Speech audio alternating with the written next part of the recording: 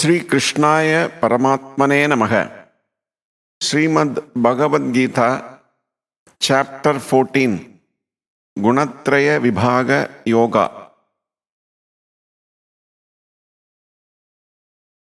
Sri Bhagavan said, I shall expound once more the supreme knowledge, the best of all knowledge, acquiring which all sages have attained highest perfection, being liberated from this mundane existence. Those who by practicing this knowledge have entered into my being are not born again at the cosmic dawn, nor feel disturbed even during the cosmic night. My primordial nature, known as the great Brahma, is the womb of all creatures. In that womb I place the seed of all life. The creation of all beings follows from that union of matter and spirit, O Arjuna. Of all embodied beings that appear in all the species of various kinds, Arjuna, Prakriti or nature is the conceiving mother, while I am the seed-giving father. Sattva, Rajas and Tamas. Sattva, Rajas and Tamas, these three gunas born of nature tie down the imperishable soul to the body, Arjuna. Of these, Sattva, being immaculate, is illuminating and flawless, Arjuna. It binds through attachment to happiness and knowledge. Arjuna, know the quality of Rajas, which is of the nature of passion as born of desire and attachment. It binds the soul through attachment to actions and their fruit. And know Tamas, the deluder of all those who look upon the body as their own self, as born of ignorance. It binds the soul through error, sloth and sleep, Arjuna. Sattva draws one to joy and Rajas to action, while Tamas, clouding wisdom, impels one to error, sleep and sloth. Overpowering Rajas and Tamas, Arjuna, Sattva prevails. Overpowering Sattva and Tamas, Rajas prevails. Even so, overpowering Sattva and Rajas, Tamas prevails. When light and discernment dawn in this body, as well as in the mind and senses, then one should know that Sattva is predominant. With the preponderances of Rajas, Arjuna, greed, activity, undertaking of action with an interested motive, restlessness and a thirst for enjoyment make their appearance.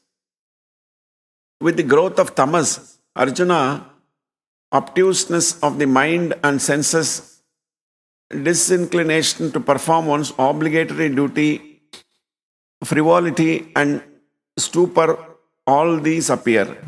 When a man dies during the preponderance of Sattva, he obtains this rainless ethereal worlds, heaven, etc., attained by men of noble deeds. Dying when Rajas predominates, he is born again among those attached to action. Even so, the man who has expired during the preponderance of Tamas is reborn in the species of stupid creatures such as insects and beasts, etc. The reward of a righteous act, they say, is Sattvika, that is faultless in the shape of joy, wisdom and dispassion, etc. Sorrow is declared to be the fruit of a Rajasika act and ignorance the fruit of a Tamasika act. Wisdom follows from Sattva and greed undoubtedly from Rajas. Likewise, obstinate error, stupor and also ignorance follow from Tamas.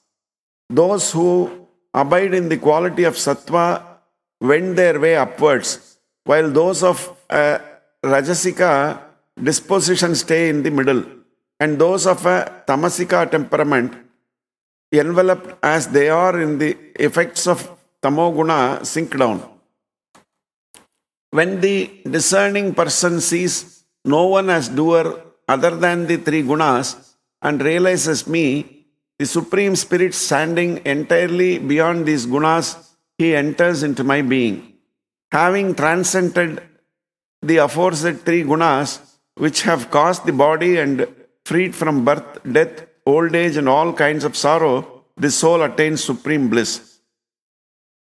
Arjuna said, What are the marks of him who has risen above these three gunas, and what is his conduct, and how Lord does he rise above the three gunas. Sri Bhagavan said, Arjuna, he who hates not light, which is born of sattva, and activity which is born of rajas, and even stupor which is born of tamas, when prevalent, nor longs for them when they have ceased.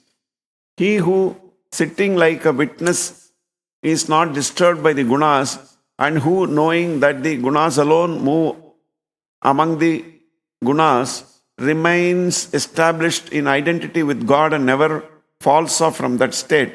He who is ever established in the self takes pain and pleasure alike, regards a clod of earth, a stone, and a piece of gold as equal in value, is possessed of wisdom, accepts the pleasant as well as the unpleasant in the same spirit, and views censure and praise alike.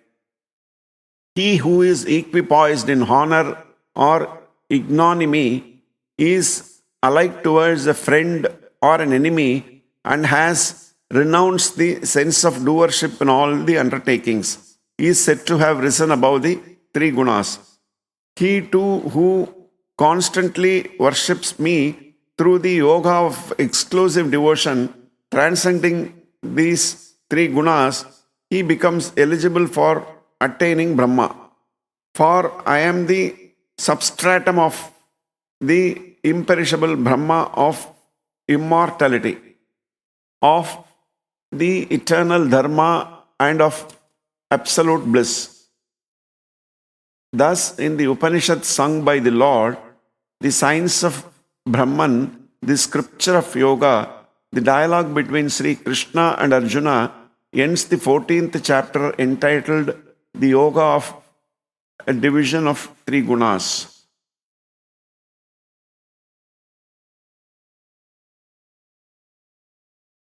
The glories of the 14th chapter of the Bhagavad Gita from the Padma Purana. Lord Shiva said, O Parvati, kindly hear from me the glories of the 14th chapter of the Srimad Bhagavad Gita with the greatest attention. In Simmal Dvip was a king of the name Vikram Vetala. One day, when he was going to the forest for hunting, he took his son and two hunting dogs along with him. When he reached the forest, he released one dog to chase a rabbit. When the dog was chasing it, the rabbit looked as if it was flying. Running and running, that rabbit reached a beautiful hermitage which was very peaceful.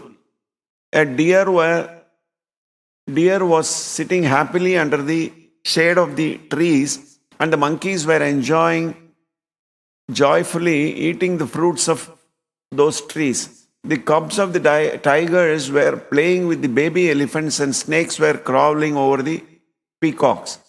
In this forest, the great sage Vatsa lived, who worshipped Lord Krishna by reciting the 14th chapter of Srimad Bhagavad Gita. Near the ashram of Maharaja Vatsa, one of his disciples was washing his feet while chanting the 14th chapter of Srimad Bhagavad Gita. The earth at that spot became wet. Just then that rabbit came running and slipped in the mud. Immediately that rabbit attained a heavenly body. An aeroplane came down, picked him up, and took him off to the heavenly planets. After a moment, the dog arrived there in search of the rabbit, and he also slipped in the mud, gave up the dog body and attained a heavenly body, and was also taken off to the heavenly planets. Seeing all this, the disciple of Maharaja Vatsa started to laugh. King Vikram Vedala, having witnessed those amusing events, inquired from that Brahmana, how is it possible that the rabbit and the dog went off to heaven in front of our eyes? That Brahmana said, in this forest, a great sage of the name Vatsa, who has completely conquered his senses, is always engaged in chanting the 14th chapter of Srimad Bhagavad Gita. I am his disciple, and I am also by his grace, always engaged in chanting the 14th chapter of Srimad Bhagavat Gita. Due to that, rabbit and dog slipping in the mud, which had been made wet from the water, which had washed my feet, they both attained the higher planets. Now I will tell you the reason why I was laughing. In Maharashtra, there is the town of the name Pratudak. One Brahmana of the name Keshava had lived there. He was the most cruel of men. His wife's name was Vilobhana. She was a very loose lady who always enjoyed the company of other men. For this reason, her husband became very angry and killed her. In her next life, she became the dog, and that Brahmana Keshava, due to his sinful activities, became the rabbit. Lord Shiva said, after hearing the glories of 14th chapter of Srimad Bhagavad Gita, King Vikram Vedala also began daily reciting the 14th chapter of Srimad Bhagavad Gita. When he gave up that body, he went to the Vaikuntha, where he was able to engage eternally in the service of lotus feet of Lord Vishnu. This concludes the 14th chapter of Srimad Bhagavad Gita. Om Namo Narayanaya. Shri Krishnaya Paramatmane Namaha. Shri Krishna Krishna Krishna Krishna Krishna Krishna Krishna.